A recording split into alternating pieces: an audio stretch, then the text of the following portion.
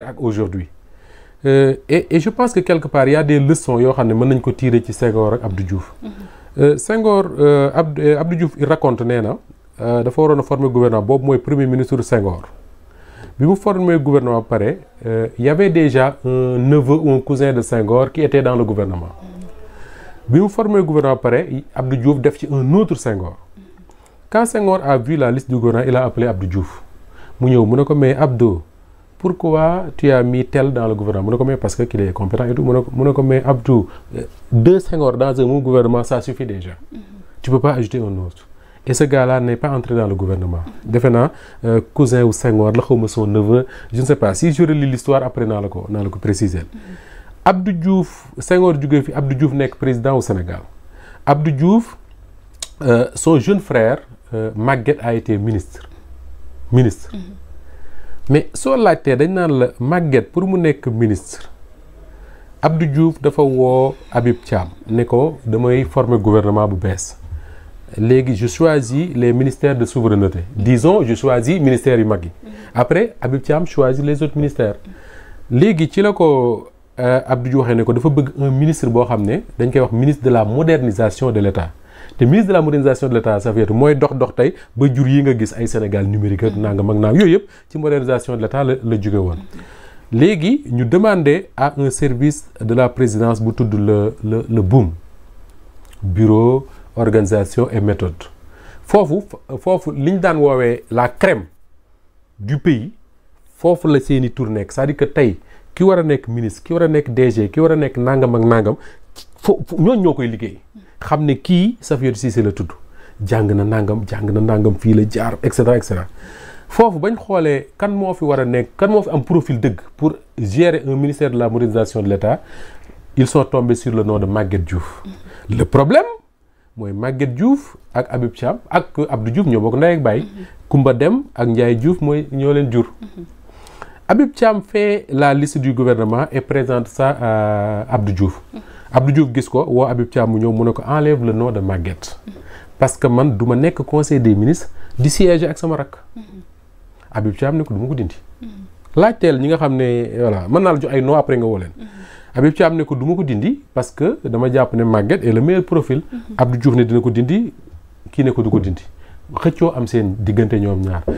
nee nañ ma Habib Thiam a mis sur la table sa démission ne moom il démissionne de son poste de premier ministre parce que Abdou Diouf mënu ko nommer ministre ba pare premier ministre ba pare di ko wax diw du dugg diw dana dugg affaire yooyu finalement bëgguma yegg ci tous les détails il a fallu l'intervention de la mère même de Abdou Diouf qui était à Louga quartier Coxna Adjaratou Koumba Dem yàlla na yàlla yërëm ko il a fallu son intervention pour que Maguette Diouf reste dans le gouvernement parce que la préoccupation de Koumba Dem moo doon diggante Abdou Diouf ak Habib Thiam warul tas ndax loolu parce que ñoom ñaar dañoo yàgg ba tuddante ay doom et que ñu bari nee nañ Abdou Diouf bu deewul sax Habib Thiam a tax parce que ba muy jógee France après ba mu jàngee pare di ñibbi si Sénégal avion la bëggoon a jël Habib Thiam ne ko non bu ñu jël avion nañ jël bateau pour découvrir ci yoon bi boobu bateau day jógee France di ñëw ba ñu bàyyee loolu avion ba David Diop moo ci dugg David Diop écrivain avion ba daanu David Diop dee Abdou Diouf ci avion ba la doon dugg mais Habib Thiam moo tax dugg ca donc pour dire la relation entre les deux hommes et tuddante nañ ay doom léegi Ablaye Wade ñëw nekk président au Sénégal dans un premier temps Wade ne voulait pas de son fils dans le gouvernement mais nee nañ ci insistance su ay alliés notamment ay ñoom Moustapha Niasse ak yooyu finalement Wade a accepté que son fils devienne ministre mu commencé di jur coow yu bare lu nekk wax nañ ko ci Karim Wade maa ngi koy fàttali démb ci keppaar gi pour faire vite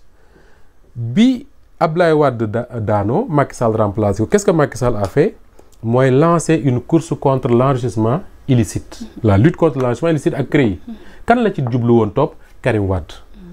doomu Ablaye Wade ba yóbbu ko kaso et xam nga li ci topp yëpp fi la fekk maintenant le Macky Sall la est-ce que xel mën naa nangu mu nekk président de la République du Sénégal di jël ñu ko sës rëkk gorom notamment di ko def ministre Mansour Faye gis nga li ko nekk di dal yëpp te haute cour de justice la jëm pourquoi parce que gorom moo ko jël def ko ministre jox ko responsable yu dul jeex mais Mansour Faye man dama jàpp ne mënoon na servir Sénégal mais loin de son nu ñu koy waxee sax loin du gouvernement de Macky Sall parce que connotation bi mu amoon sous Ablaye Wade moo tax bonul nga nekk président sa rakk nekk ministre wala sa goro bonul du lu bon parce que c'est des Sénégalais comme tous les autres suñu amee ay valeurs ak compétences pour incarner un poste mën nañu ko incarner mais fi Sénégal jóge moo tax may wax loolu fi Sénégal jóge moo tax ma koy wax léegi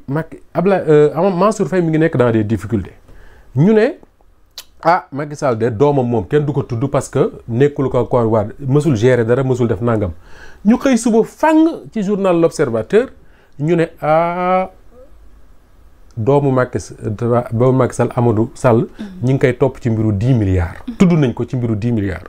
loolu di la fàttali ne bi Macky Sall di nekk président bari na lu ñu doon tudd di tudd doomam ci affaire xaalis ay affaire oto ay affaire suuf ay affaire mais kenn mësul wax ne kenn mësul am une enquête bu tudd turam une enquête xam nga nit ñi doon nañ ko wax naan mi ngi ci nangam mi ngi ci nangam mi ngi ci nangam mais une enquête sérieuse boo xam ne un journaliste moo ko def wala un enquêteur police wala gendarmerie boo xam da nga ci gis turu Amadou Sall man gisuma ko sous Macky Sall. Maintenant qu'est-ce qui se passe dans cette affaire précise parce que dañu xëy suba rek ñu ne ñu doom Macky Sall tudd nañ ko ci affaire 10 milliards noonu la de 10 milliards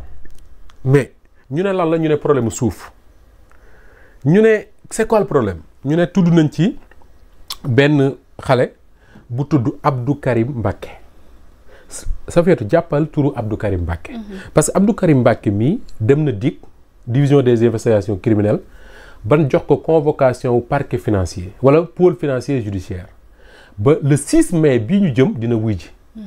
Abdou Karim Mbacké bii ma nga dëkk ca famille wu Daaru Musti la bokk papaam Serigne Mokhtar Mbacké Serigne Modou Mokhtar Mbacké Serigne Modou Mokhtar Mbacké dëkk ca Daaru Marnaan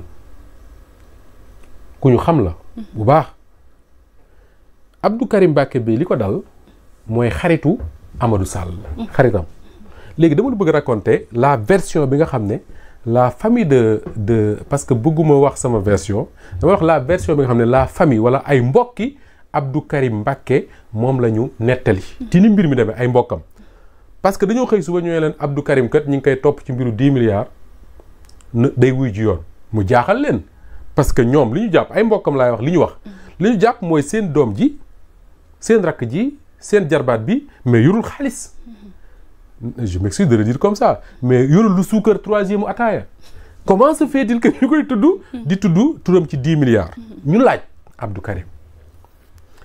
Karim moomu mu ne moom xaritu kii la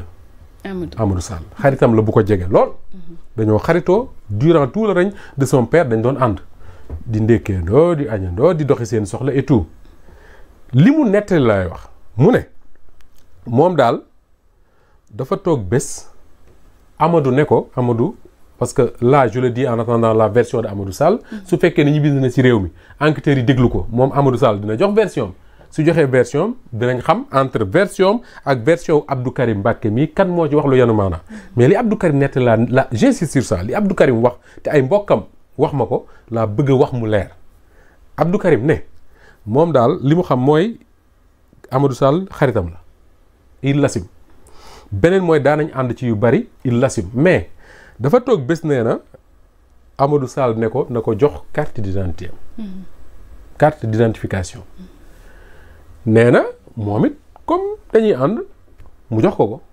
am na sax ñu ne bi mu ko koy jox li mu doon espérer mooy passeport diplomatique dafa yaakaar ne passeport diplomatique la ko Amadou Sall war a wutal nee na mu jox ko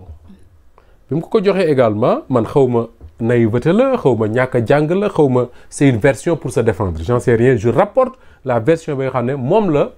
Abdou Karim wax nee na mu ànd ak Amadou mii Amadou jox ko ay papier ne ko signer su ma jumul sax dañ ne signé na ñetti yoon ci ay papier ñetti yoon signé mu signé ñu dem lii ma nga xewoon 2022 ñu dem ñoom ñaan ñu continuer seen xaritoo seenu àndandoo dem ñëw nangam ak nangam ay mbokkam nettali ne moom daal dañoo toog ba fan yii ñu génn rek yàggul dara Amadou woo Abdou Karim mi et loolu Babacar Touré nettali waat na ko démb xaw ma bërki démb Amadou waaw Babacar Touré Kewlo que je salue au passage Amadou woo nu mu tudd Karim Mbacké moomu Abdou Karim Mbacké ne ko na daw parce que gars yi ñi ngi enquête mu ne ko mais lu ñuy enquête man lu may daw man yoruma sax lu ma jënd billet d'avion fu ma daw jëm mu ne ko la ñu signé woon la ñu signé woon wax naa la ne la moo wax na ne dañ ko jox mu signé mu ne ko la ñu signé woon d'accord mais xale bi mu ne du daw moom aussi mu waxtaan ci ak ay mbokkam ñu ne ko déedéet doo daw parce que yow xamoo lu xew boo demee ñu lox la di nga wax li xam léegi ñu gis ne Abdou Karim Mbacké moomu ci turam la ñu jëlee benn terrain jaay ko nit am na ñu ne Farba Ngom ci 10 milliards ci 10 milliards léegi 10 milliards yooyu moom la ñu nekk di pister léegi moo tax moom ñu convoqué ko division des investigations criminelles jox ko convocation waa pôle financier judiciaire wala pôle judiciaire financier je ne sais plus nu ñu koy waxee mu war a wuy ji Safiatou encore une fois je dis pas que lii Abdou Karim wax mooy dëgg gi est totalement vrai je dis que c'est la version de Abdou Karim bi nga xam ne moom la jox famille et c'est cette version là qui sera sa ligne de défense bien sûr mais li nga xam ne moo am solo te mu jara leeral mooy su Amadou Sall wuy see enquêteurs yi moom également dina leen wax ne leen mbir mi nii ak nii ak nii la demee parce que c'est pas parce que Abdou Karim lii la wax rek que ni dañuy jàpp ci ne loolu rek mooy dëgg mais maintenant si nu ñu koy waxee sax Amadou Sall rentre au Sénégal ne man dañ ma convoqué te sénégalais laa juddoo Sénégal yaroo fi di doomu sénégalais ak sénégalais du ma daw du ma dem fenn damay ñibbi ñu déglu ma